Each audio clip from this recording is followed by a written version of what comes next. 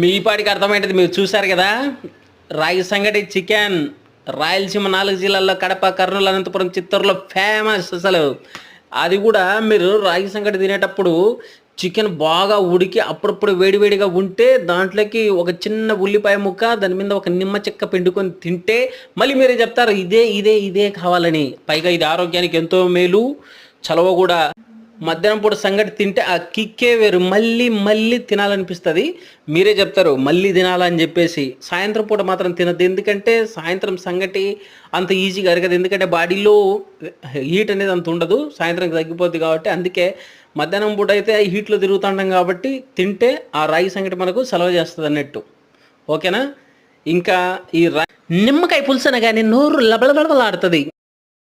సంగటి తినుంటే మీలో ఎవరైనా కూడా కామెంట్ చేసి చెప్పండి, మీరు ఈ సంగటి ఎంతమంది తిన్నారో నేను తెలుసుకోగలుగుతాను.